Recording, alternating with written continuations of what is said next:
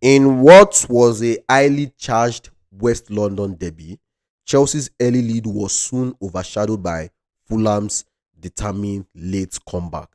Now, fatigue set in for Chelsea, and Fulham capitalized on that to end our unbeaten run. Let us take a deeper look into how Marco Silva and Fulham outsmarted Enzo Maresca and the Chelsea team tactically.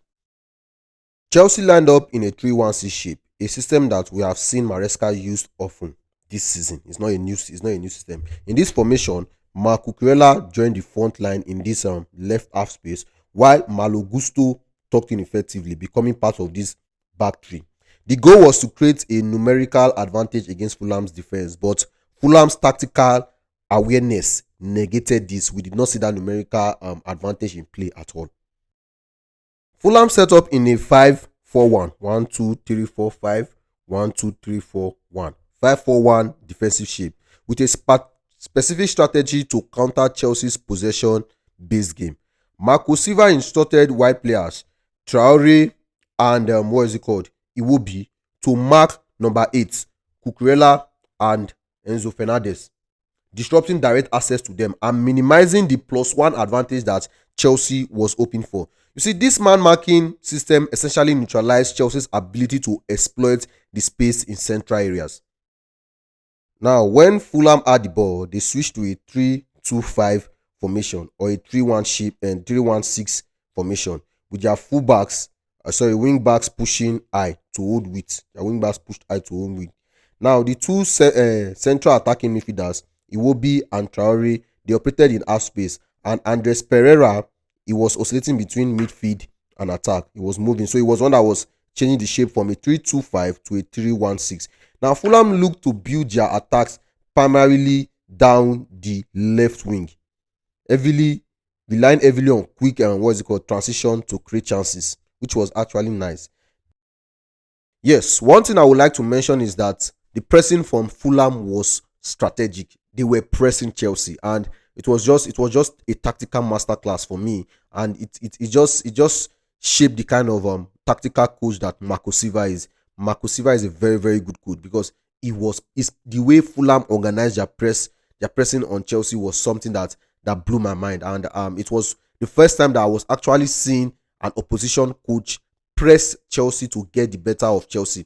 And maybe we can attribute that to Chelsea players being tired or what have you, but the setup was so good, and that is kudos to Marco Silva.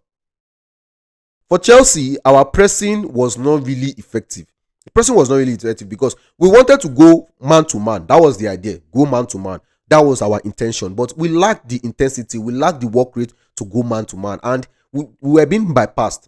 Our pressing was being bypassed. And that is something that we can say maybe the Chelsea players were tired. You can attribute that to tiredness. But I do not attribute that to tiredness. I just attribute that to lackadaisicalness, if there's any English like that, because the Chelsea players, they were lackadaisical in their pressing. They did not press well. They had assigned rules, but they did not really execute it well. And the man-to-man press is what cost us in this game. Again, I would want a situation where Maresca tries to minimizes this man-to-man press, because while man-to-man press is a very good thing, sometimes like this it can backfire, as we saw in this game, in the Chelsea versus Fulham game. It backfired for Chelsea because if Chelsea had decided to miss the man-to-man press with zonal press, I'm sure we would not have considered those 2 goals.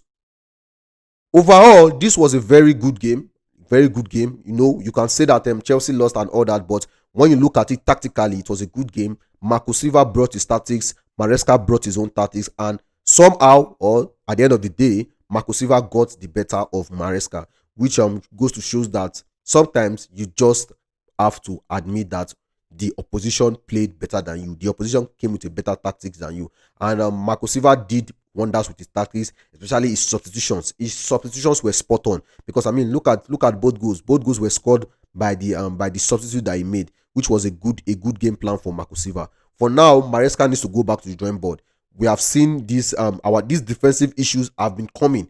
It showed face in the game, in the Chelsea versus Brentford game. It showed up in the Everton versus Chelsea game, and ultimately it showed up in the Chelsea versus Fulham game, and we now lost this Chelsea versus Fulham game because we did not lose the Chelsea versus Brentford game. We won that 2-1. The Everton versus Chelsea game, we had a draw 0-0. But in this game against Fulham, we lost it. That's to tell you that these defensive issues, it has been building up, and now it has cost us the 3 points. So for me, I believe that Enzo Maresca needs to go back to the drawing board, face these defensive issues. If you want your players to press man to man, then properly drill them. Else, please go to an hybrid press. We have been using hybrid press for the beginning part of the season, so we can still go there, back there. We did it with 4-4-2. Sometimes we set up in a 4-4-2 defensive shape. I have not seen that from Enzo Maresca in recent matches. He has been asking the players to go man to man, and that man to man press was what actually cost us the game. Again, kudos to Marco Silva. There is no way that you can say the win was a fluke. No, Fulham deserved to win this game.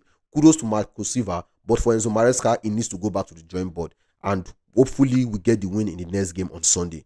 Come on, Chelsea.